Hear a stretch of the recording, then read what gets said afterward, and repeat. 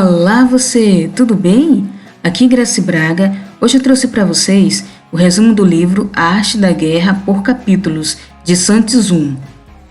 Antes de começar, eu peço a vocês que vocês se inscrevam no canal, curta, comenta e compartilhem. Capítulo número 1. Avaliações. Neste capítulo, aborda a importância de avaliar e planejar, tendo conhecimento de 5 fatores que podem influenciar: a lei moral, o céu, a terra, o chefe, o método e a disciplina. A lei moral faz com que o povo fique de completo acordo com seu governante, levando-o a segui-lo sem se importar com sua própria vida, sem temer perigos. O céu significa a noite e o dia, frio e o calor, o tempo e as estações. A terra compreende a distância, grandes e pequenas, perigo e segurança, campo aberto e desfiladeiros, as oportunidades de vida e morte. O chefe representa as virtudes da sabedoria, sinceridade, benevolência, coragem e retidão. O método é a disciplina. Capítulo 2. Combate. O general que compreende a guerra é ministro do povo e protetor da nação. Nunca houve guerra longa que fosse benéfica para qualquer um dos reinos envolvidos. Neste capítulo, o autor expressa que o sucesso na guerra depende da capacidade de terminar um conflito de forma rápida. É possível entender um pouco melhor a vertente econômica da guerra e que muitas vezes para vencer a guerra é preciso saber reduzir os custos relacionados com o conflito armado. O mais importante em uma guerra é a vitória e não a persistência. Capítulo 3. Estratégia de ataque. A habilidade suprema não consiste em ganhar 100 batalhas, mas sim em vencer o inimigo sem combater. Como regra geral, é melhor conservar o inimigo intacto do que destruí-lo.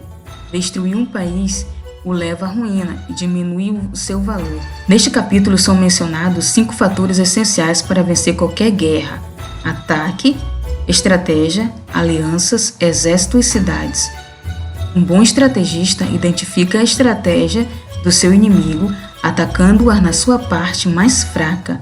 Por exemplo, o mais recomendado é dominar o inimigo sem destruir o seu ambiente, obrigando-o a se render. Capítulo número 4. Preparação. Um exército vitorioso ganha primeiro e luta depois. Um perdedor luta primeiro e tenta obter a vitória depois. Um bom líder só avança terreno para conquistar outras posições quando tem a certeza que o que já foi conquistado está em segurança. Capítulo 5. Energia. Para garantir que sua tropa possa aguentar o ímpeto do ataque do seu inimigo e permanecer firme, faça manobras diretas e indiretas. Não há mais do que 5 notas musicais e, todavia, a combinação delas dá origem às mais melodias do que já as conhecidas. Não existem mais do que 5 cores primárias e, no entanto, sua combinação produz mais matizes do que já os vistos. Não conhecemos mais do que 5 paladares fundamentais: ácido, picante, salgado, doce e amargo. No entanto, a combinação deles produz mais sabores do que as já provados. Na batalha, porém, não há mais do que 2 métodos de ataque: o direto e o indireto. Todavia, a combinação dá ensejo a uma infindável série de manobras. Capítulo 6. Pontos fracos e fortes. Neste capítulo, o livro fala das forças e fraquezas de uma unidade militar. As características do ambiente devem ser estudadas para que o exército possa obter vantagem no conflito. Sun Tzu também indica que é possível apresentar uma fraqueza fingida para enganar e atrair o inimigo. Capítulo 7. Manobras. A lei das manobras consiste em dominar distâncias e transformar os problemas em vantagens. Neste capítulo é abordado o perigo de entrar em conflito direto e como obter a vitória nos casos em que esse tipo de confronto é inevitável. Mudar quando for necessário é importante. Capítulo 8. Variação e tática. A arte da guerra nos ensina a não confiar na probabilidade de o inimigo não vir, mas na nossa presteza de recebê-los. Não há chance de ele não atacar, mas em vez disso, no fato de que tornamos nossas posições invulneráveis. Nos planos de um chefe inteligente, as considerações sobre vantagens e desvantagens devem estar harmonizadas. Capítulo 9. O exército em marcha. Ao estacionar seu exército frente ao inimigo, atravesse as montanhas e mantenha-as nos vales.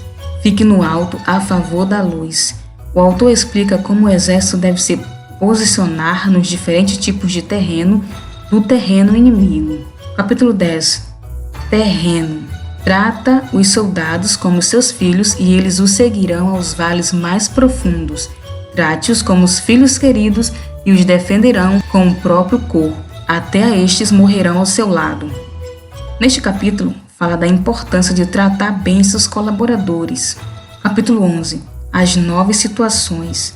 A velocidade é fundamental na guerra. Aproveite o despreparo do inimigo, manobre por áreas inesperadas, ataque de surpresa. Neste capítulo fala que líderes considerados bons estrategistas fazem com que o inimigo perca o controle entre seus seguidores. O ideal nos conflitos é não entregar dúvidas e incertezas aos que seguem, dispensando assim todo e qualquer pensamento contra. Capítulo 12. Ataque pelo fogo. Um soberano não pode convocar um exército só por raiva, e um general não pode lutar apenas por vingança. Uma pessoa com raiva pode recuperar a serenidade e o ressentimento pode ser apaziguado, mas um estado arruinado não se recupera e os mortos não podem voltar à vida.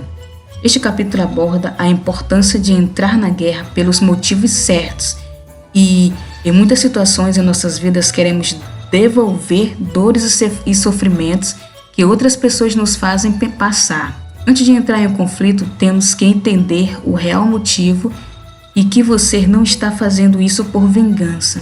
Capítulo 13. O uso dos espiões.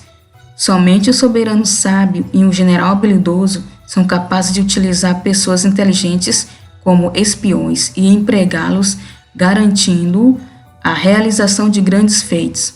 Este capítulo foca na relevância de ter espiões como fonte de informação sobre o inimigo.